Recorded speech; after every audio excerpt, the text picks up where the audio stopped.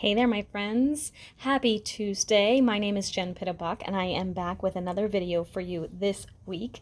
Today, I'm actually going to do a couple of different ways to use, actually 3 different ways to use our Stampin' masks. They're not Stampin' masks. I just made that up. They're masks. So we have this set from the January through June mini catalog. They're on page 65.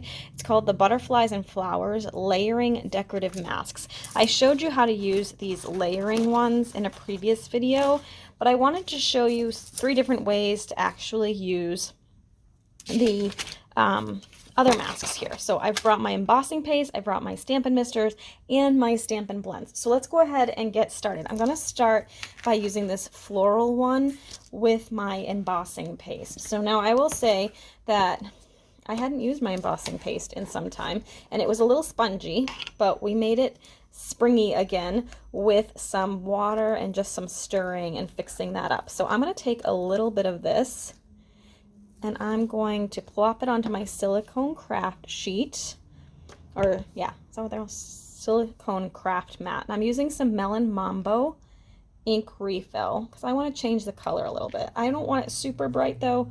I probably could have gotten away with 1 little spot of that, but we're going to use 2 because I already did that. And I'm just going to mix this in. So I'm just mixing up my paste. If you guys like to get messy when you craft, this is perfect thing for you to have in your craft room. You get some embossing paste. We have some in shimmery white or just plain white. This is the plain white. It looks like frosting, doesn't it? It's so fun to play with. So I'm just mixing that up. If I was going to do the whole mask, I probably would have used a little bit more of this. But I think that's a really cool color. I actually could mix in a little bit more. Actually, I think I want it a little lighter. So I'm going to steal a little bit more of this. And I'm going to drop that into my existing paste. And we'll mix that in, see if that lightens it up just a little bit. So I'm just going to scoop it all up. Mix it all in. And then we're going to go ahead and put it onto our card base. Now this stuff does take a little bit of time to dry, so I'm not sure that I'll be able to finish off a card for you today because it will probably take it a little bit to dry depending on how thick we get it. So I'm going to set that to the side, cover up my embossing paste. Now, if it gets like hard, you probably won't be able to bring it back. But if it's springy and spongy, you can totally bring it back with a little bit of water. So that's what I did today because I hadn't used mine in a while. So I've got a 4 by 5 1/4 inch piece of basic white. And then I'm going to grab some washi tape just to hold this in place. And I'm using the flowers from this mask set. And you do want to make sure it's really good and stuck, but I don't want to cover up the edges of the cardstock just in case the design goes off a little bit. I'm not going to do the whole thing, I don't think. I'm going to do like a swash of it. And we'll use that. So we'll do kind of right there. Okay, so now that I've got that down, I can go ahead and grab some of my, whoops, I didn't get it all mixed in completely, so let me just fix that. Mix that in. Oh my god, this is so much fun, you guys. I need to do this more often. It's just very calming and cool, refreshing. Maybe it's the color I picked. It just feels bright and fun and springy. Okay, so I'm gonna grab some of this, and I'm literally just gonna frost my cake, basically. You wanna be careful not to do too much in terms of like rubbing in, because you can get it in between the cracks and stuff. And you do want to keep an eye on your flowers and whatnot, what you have covered. Like sometimes if I've only got a partial one, I might try and fill in the rest of that. But it's really hard. Whoops, I just got some all over here. So now I need to fill that in. So we're going to go this way. Okay. I was planning to do like a swash downward, but that works. You do want to make sure you have something underneath your paper so that, like grid paper or something, so that you don't ruin a tabletop. I'm just going to bring this down a little bit more. Okay. That looks good. Okay. That's a good swath of it. I'm going to go ahead and put this off to the side. You do want to clean your silicone mats and whatnot pretty quickly before it hardens, but obviously I'm doing a video now, so it'll be a little bit to get that cleaned up. Okay, I lied. I did go and clean everything off just because I didn't want it to get stuck, and I had pink all over my hand. So I actually did 2 of them too. I did a second one, so this is actually the second one. I'm going to go ahead and peel this off carefully, and we'll set that aside to dry. I did more of this one, and I know I missed that bottom corner. I tried to make it go as far as I could, but I'll end up kind of maybe fixing that up a little bit and using that as part of the design. So I didn't clean this obviously yet. I'm going to just go ahead and change out my paper. Okay, and now we can go ahead and try the number 2 method. So this time I'm going to tape this down again, so we'll use washi to kind of secure it. This is why I like to use a piece of paper that's a little bit smaller than the mask, and that way I don't have to worry about having washi tape on the actual paper. So like if the paper was like way smaller, like say I only used a little piece of this, you'd want to make sure you're taping off a little bit closer so it doesn't move under there. But this way I'm pretty safe. I'm just trying not to cover the edges of the paper because I don't want like a white strip where my washi tape was, if that makes sense. So I'm just making sure that the washi tape isn't overlapping that white at all. So now I've got a mister full of water. You can use water or rubbing alcohol, whatever you prefer. And I'm going to go ahead and drop a couple of drops of ink refill again. So see, not only is it good to get refills for your inks just so that you have them in case the color runs out, but it also is great for doing different techniques. So I'm going to put a couple. I put 4 drops in there. I don't really know how strong that will be. I don't really want it super strong. So now you can see it's got a little bit of a purple hue. I'm going to shake that up so it gets really mixed in. You do want to make sure you're protecting your surface a little bit. I probably should have more protection on this table because there's all sorts of stuff everywhere. But I'm going to go ahead and go crazy and just do it. Let me move a couple of things out of the way that I don't want to get stuff on it. And I'm just going to go ahead and spritz it. It is, whoops, it is good. Whoops, I forgot that the cover was already off. It is good to kind of do it on a scrap piece of paper first. So let me see. Actually, I have this one here. So let me just kind of, you want to make sure that thing is pointed in the right direction. I can't tell you how many times I've pointed it at myself and sprayed myself. So this is a brand new one, so I haven't used it yet. So I'm just going to spritz it there first. It looks like it's going good. I probably could have went a little bit darker on the purple, but it's fine. I'm going to just do a little spritz on there. Okay, and it's going to look lighter than you probably want it, but it does, it's deceiving. It will be darker than you think. So I'm going to go ahead and let that dry for 1 second. It's just water, so it shouldn't take forever to dry. If you use the rubbing alcohol, it dries super, super fast. So, and then I'm just going to carefully lift this up so you don't smudge it. This one does have a little bit of smudging that happens on its own. This will curve your cardstock too. If you want less of a curve, you can use the watercolor paper, and that will be a little bit stronger against it. It will generally even out once it's fully dry, or you can always put it under something once it is dry, and that will kind of level it out too. I'm just going to put it to the side for now while it dries, and then we're going to go and move on to number 3, which I'm going to switch this out again. I probably should have started with the other technique first because it's the least messy, but let me switch this out. So hang on 1 second. Okay, magic of TV, we're back again, and we're going to do the 3rd technique with your masks, is this blending brush. So let me just do this one here. And I'm going to use some washi tape to secure that in place. This one I have found is a little tricky because the leaves want to move around, especially when you're using a blending brush. So, and actually I want to make sure Well, I guess that's all right. I want to make sure I have, you want to make sure that design is lined up right on your paper too, but I'm just going to go with it. Like this little piece right here is kind of hanging off, but it's fine. All right, and then I'm going to tape this down. Now, what I was saying is this one tends to want to move. So see how these move around in here?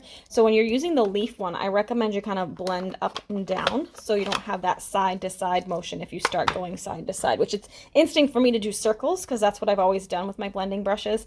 But in this case, you're going to want to kind of go up and down with it, okay? So I'm going to go ahead. I'm using Pear Pizzazz. Maybe this looks like it doesn't have much ink in it, but we'll see how it does. Using Pear Pizzazz, and I'm just gonna rub it kind of up and down. And I really don't want it to be super consistent in color. I kind of want it to be shadowed and faded and kind of a little bit of a mix in here. So I'm just doing that. So some darker, some lighter spots is what I'm kind of going for.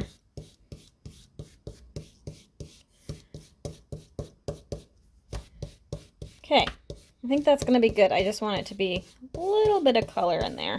But you can see those little things want to move, so you just have to be careful of that.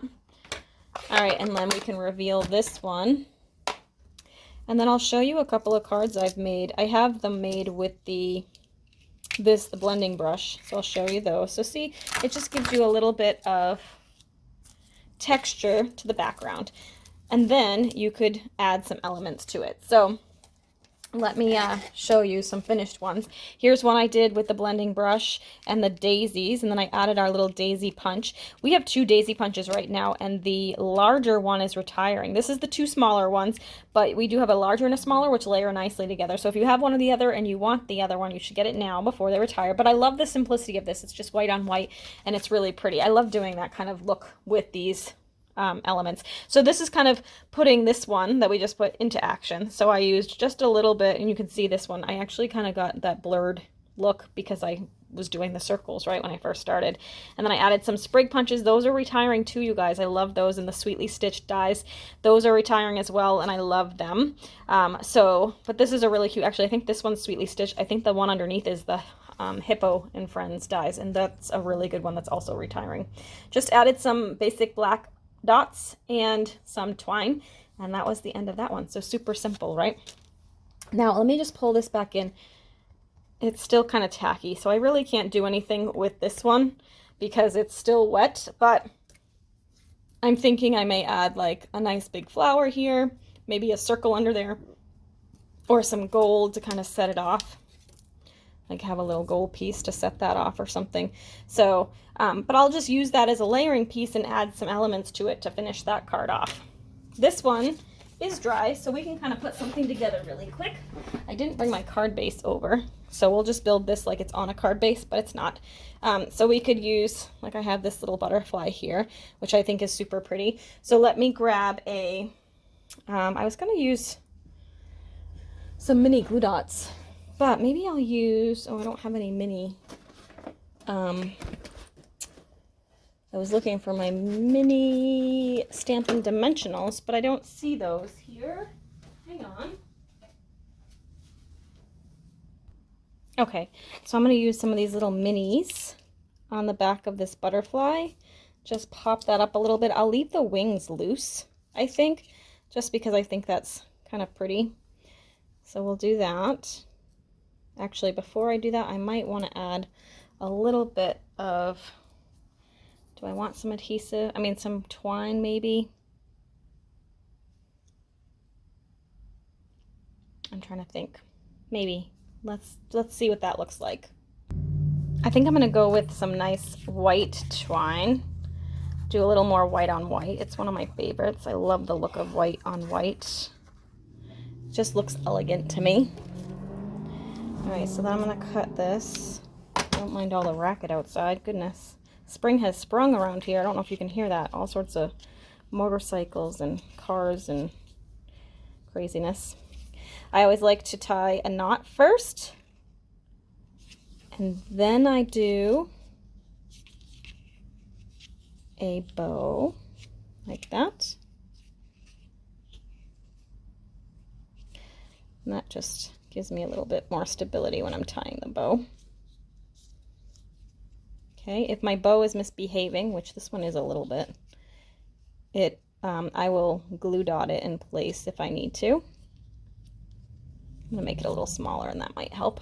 And we'll trim this down because the butterfly is kind of big anyway. So we'll stick him kind of right here. I kind of want him a little lower. Let's move this over a little bit. There we go.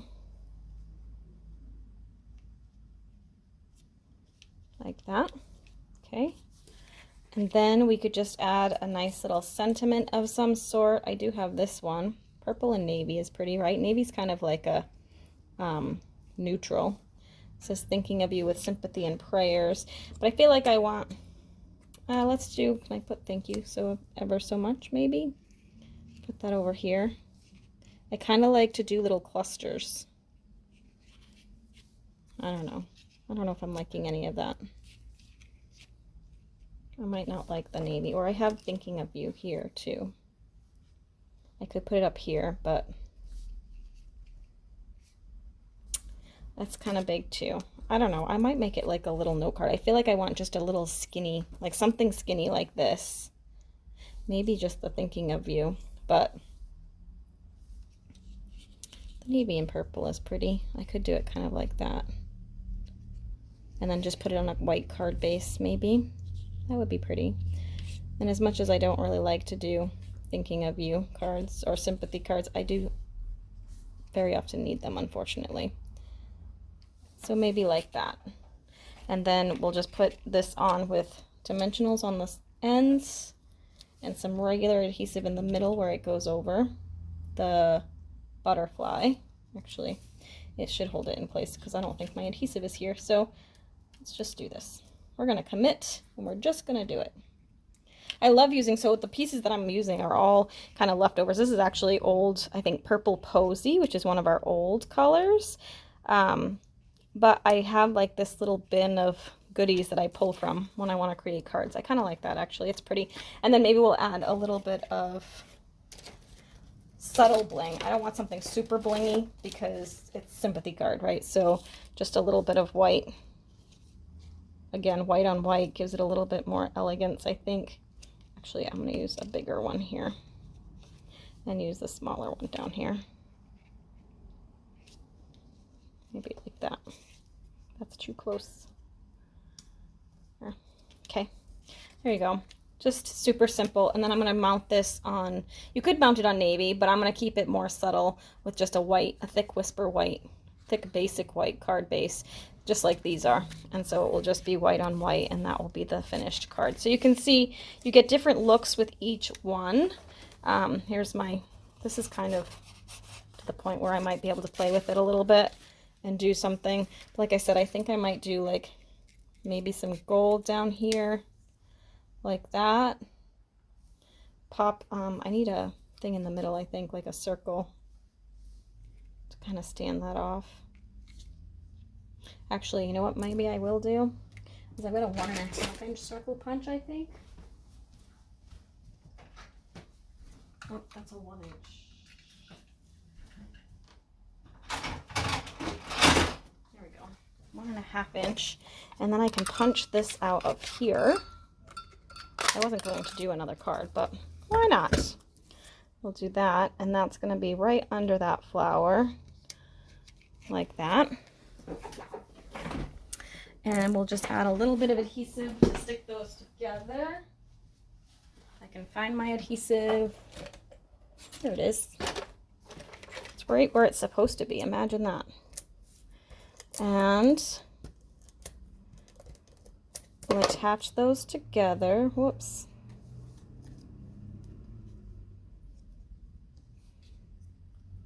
Like that. Okay. And then I'm going to pop this onto the card with some dimensionals, but I do feel like I need a little bit of twine on this one as well. My first thought is maybe some gold to pull in that gold center. This is the Simply Elegant trim. So I think I might wrap this around a couple times here and tie it off to the side. Okay. I don't think I'll do a bow this time because the flower is kind of big and bold. So we'll just do a knot. I will say with this elegant trim, you want to make sure you tie it twice. Otherwise, when you trim it down, it sometimes unravels and then you have stuff everywhere. So I'm just going to cut it there. Okay, and then I'm going to pop this on. That's going to hang off my card a little bit. So I'm going to go ahead and attach it more towards the center so it doesn't hang off too far on my card. Remember, we'll have this on a card base, so I do have a little bit of room, but you don't want to go too far off. So we'll do this, like so, and then we can attach that here. Okay, and then I do have this little thinking of you, which I think would be pretty. It can kind of cover up this part down here that's a little bit wonky. So we'll have to kind of do it over the flower. So again, I'm just going to use some dimensionals for that. Let me see if I have regular size dimensionals. I have these. This will work. So I'm going to just go ahead and stick that on there. And we will finish the card off. Well, I still have to put it on a base, but you get the idea. Like that. Okay. And then you have it all finished off. I could put some, maybe some little gems in the middle here, maybe. Kind of like the center of the flower. Like that. And then you can be done with that. So you can see all different looks, but using the same tool. So we've got the emboss, which I don't know if you can see, but it's got some great texture to it. You just want to touch that one. This one is just the water with ink refill, which is really cool. It's very simple. And then you've got this one with the blending brushes. So 3 easy ways to use those masks that you may have lying around and wondering why you got them or why you have them. There you have it. Those are 3 great ways to use your masks. Thanks so much for watching today. I hope you had a couple of aha moments or some inspiration to be able to go into your craft room and make something pretty. Thanks so much for watching today. If you liked this video, go ahead and click the like button. And if you really want to make my day, go ahead and click subscribe. Thanks so much for watching. Have a great day. Bye.